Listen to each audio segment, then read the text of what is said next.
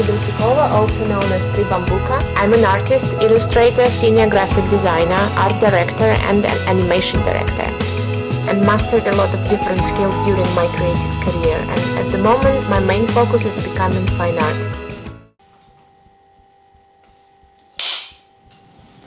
Hi, I am Tribambuka, and this is my Behind the Lens.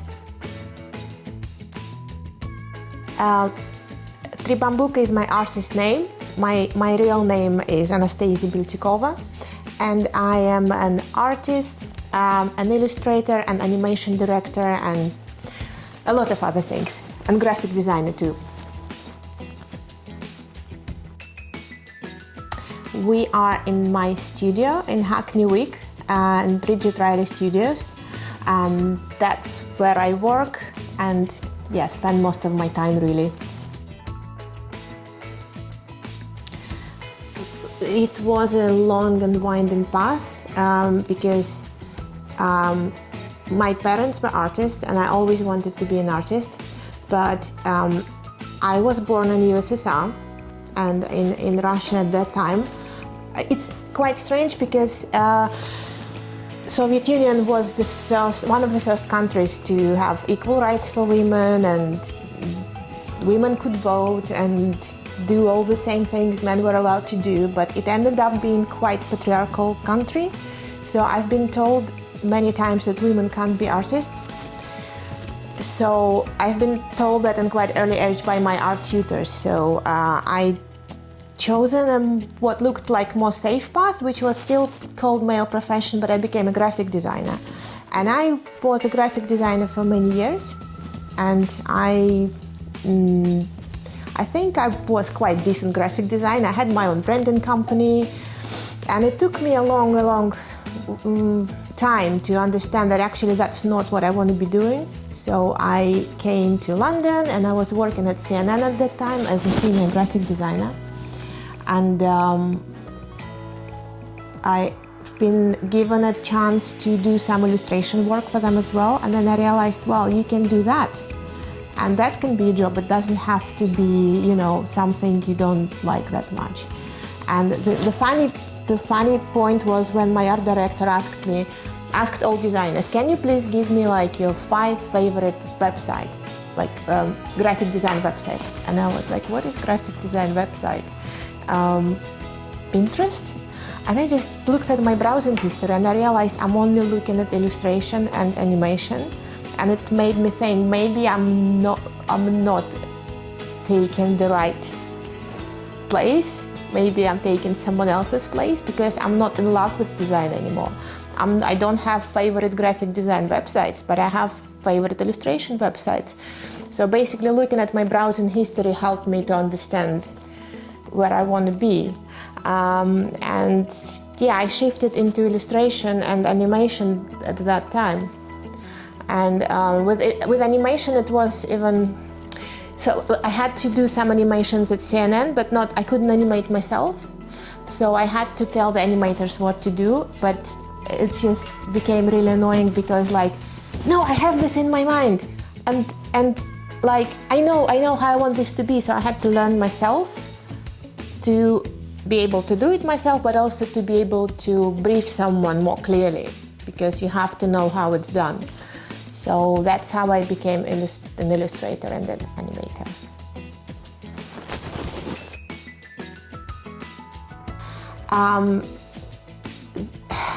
Friends helped me along the way. We actually have a quite fun thing called Art Buddies group. So we united with 4 other artists and we have a call every 2 weeks.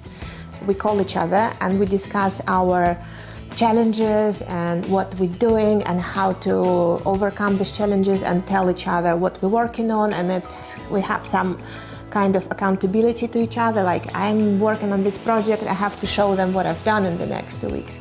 And that was one of the most helpful things, one of the best decisions, because it's great to have mentors, which is another thing. I have a couple mentors which helped me massively, but it's good to have both. So a mentor is someone who's few steps above, so they went a bit further, they can see, they have the map, they they see the road you don't see and they can help you find it. But art buddies is someone on your level who you go this path with. It might be like the same direction, or they could be in a bit different fields. So I think that, and actually, and therapy helped me massively. But again, it's like mentor, but in the other field.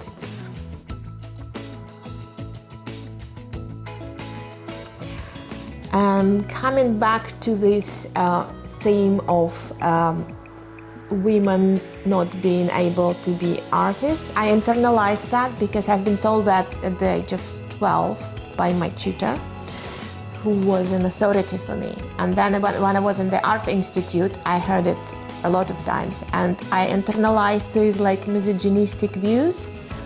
It even comes to the thing that it's subtle, you don't notice that, but for example, you would trust a male doctor more than a female doctor. And it sounds really silly, but it took me many years coming to London and starting to live in a completely different environment and like reassessing these beliefs.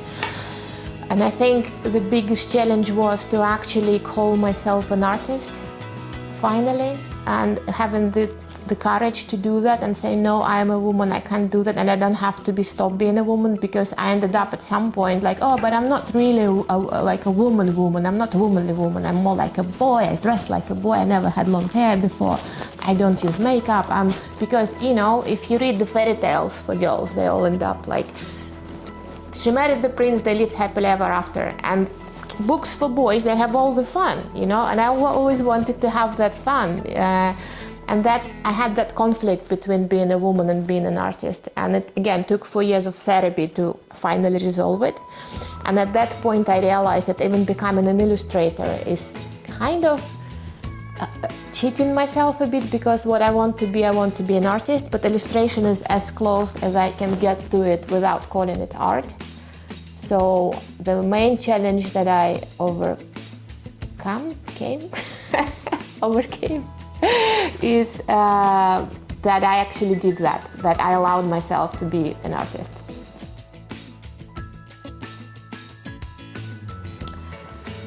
Freedom to be myself. Freedom to be myself.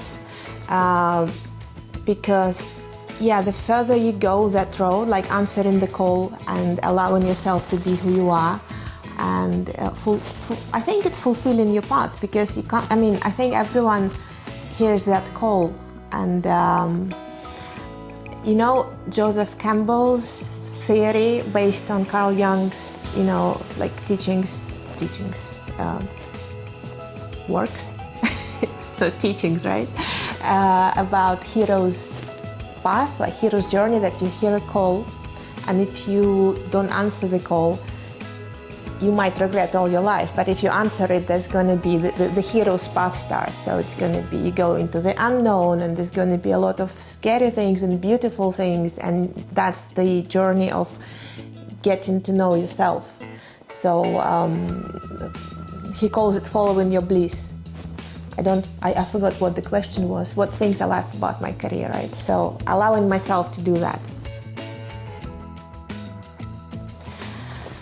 This is the probably second main challenge, because obviously, especially living in a city like London, it's very challenging financially, because if you live in a place where it's lower cost of living, it would be easier to just make art, you know, and survive. But here, like, the stakes are so high, and also I have to have a studio to paint. So I have to do I'm doing illustration as commercial work, I'm doing graphic design as commercial work, I'm doing animation as commercial work, I'm doing mentoring, and I'm selling my art as well. But that is, there's so many amazing artists in this city, in this country, and in this world, that it is a challenge, I don't think I have any advice, it's just, you know, like, hang in there and just, I think, do what you love, and I believe money should follow. They do. I'm still here.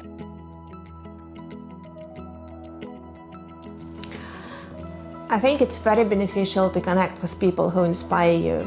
It could be a bit scary if they're more advanced in what you're doing, and I'm trying to reach out to people on LinkedIn who are like in my industry but a few steps above, and I get very upset when they don't respond, so it's great to have a chance to connect with them. That's why I had a mentor. I had actually mentored twice. So if I want to learn something, I find the person who knows more about it and I just ask them to help me, or I get in some mentorship program, and it was really helpful because they actually work with me.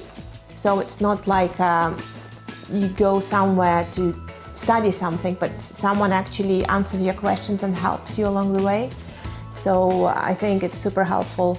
But also like having my art buddy group and meeting other artists is very helpful, like having some real life meetups or Zoom meetups or whatever meetups, because being an artist can be quite lonely. I don't mind lonely, it's I like being with myself, but it's good to share, bounce ideas off each other, and share your journey with someone. I guess that's coming back to the question of mentorship versus studying, because when you study, you pick and choose what you think you need, but and now I'm working as a mentor myself, and what I see is people have different needs and they have different levels of their skills and different ideas what they want to achieve, and I kind of have a map. So, and I can see that what they're trying to do is not taking them to the place they want to go. So I think, it's quite beneficial if someone has this map and adjusts it to your needs, because sometimes you can't see that yourself. Coming back to Joseph Campbell, follow your bliss. I think that's the good rule, because we don't have time to do some things that not make you happy, and the older you get, the more you realize that you can't do the job that you don't love, because it's gonna make you really unhappy at some point. So if you find what brings you the most joy and follow it. Just follow your bliss, make any decision based on that. Or like Marie Kondo said, does it spark joy? It sounds like cheesy or silly, but I think that's the main rule. And also another thing, it's the same thing really. So I was at some illustration talk and someone asked, so how do I find my style? And the speaker said, style is important, but the more important thing is not to lose joy. If you lose joy of drawing, if you lose joy of illustrating, if you lose joy of art, you won't need the style. But when you have the joy, the style will follow. So I believe, I even wanted to make a poster your work is play, just to remind myself when I get too serious and too my inner critic becomes too intense. Your work is play. You have to have fun. Follow your bliss. I think that would help. I am exactly where I want to be, and it took me a long time to get here. So you can say that graphic design and illustration and animation and art is more or less the same, but no, these are different industries. So I was in the creative industry. I still am with one leg in. But I want to be in the art industry and I want to stay here. If I had different skills, I could probably see myself singing on stage, but I don't. So I want to stay here. They're not that hidden, actually. They're quite in your face. My last project was about anger, about female rage, actually, and it's actually very obvious and so intensive. People see it straight away what it's all about. This whole wall is about female rage, because I got really angry last year because the country that I used to call home started a horrible war, and I was so devastated and depressed, and I cried for 3 months, and then I realized, actually no, I'm not desperate or depressed. I am furious. I'm so angry, and I don't know how to deal with it. And then I realized that, again, as women, we're not really allowed to be angry. We are taught to channel it into all other things, like more passive states, like sadness, anxiety, depression, which like, okay, sit and cry in the corner. We cry when we're angry. But anger is a sign of some boundaries being crossed, or, something is wrong and you want to change it. So it's a call for a change. And if it's used in the right way, it can be like a tool for a social change. And I wanted to explore that, so I dived deep in that theme for the whole year. I read books about female rage, I spoke to people, I recorded their messages, and and I collected the messages. I made a book. So I had like the whole huge project about this. Now I can let it go and think about something else. But yeah, message of the last year it's called Right to Rage. We have the right for that, and it's a tool for a change. So that was the message. The next one will be about home and belonging. One word. Art. I mean, for me it's art. I'm like single-minded. And again, that's a call. That's that follow your bliss thing. It's the state of the flow. Like when you're in the flow, and you forget everything else, and you just transfixed by what you're doing. Journey. I don't know why. But it is like your journey through life, right? Again, answering the call and following it and exploring. That's actually, it's a very wide question, because anything and everything, but also, yeah, you can say like people and nature and music, which is actually true, because music is one of my main fuels for my work, and I make a playlist for every project. And I mean, I came to this country because of the love of music that made in this country. I came on pilgrimage to see places of like David Bowie and Beatles and like whatever. And but it's not only, I realized recently that it's not only nice things that inspire me, because like for example, as my last project is about anger, and anger inspired me in a way, but not even inspired, but it's the feeling I felt, and art was my way to deal with it. You can call it inspiration, but it is inspiration, yeah. So horrible things inspired it, like war inspired it, this project, and painful things. Or there was another situation when I went to an art residency on La Gomera Island, and I was imagining it's going to be tropical paradise and I'm going to be so inspired, and it ended up being completely not what I imagined. It was like a black volcano rock in the middle of the ocean with very strong wind, and this like cacti and strange succulents trying to survive, clinging on to this rock, and they were all poisonous and had little sharp, thorns, and that inspired me. This like weird cacti trying to survive, and we went to visit some person who had 12 cats, and I don't like cats much, and 12 cats, and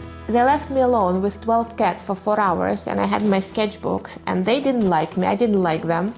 And I could only sketch, and like this, and I saw how arrogant they are. They're beautiful, beautiful cats, but very arrogant and and that strange feeling that I had, like I admire them, but I don't like them, And I ended up doing a huge series of works. They triggered the whole series of works about these cats and cacti and all this like survival and poisonous. And so I think any topic can be an inspiration, not inspiration, like art is my tool to explore, like whatever I feel. I think, let's put it this way. Find me on Instagram at Tribambuka, and you can connect with me on PipLens app.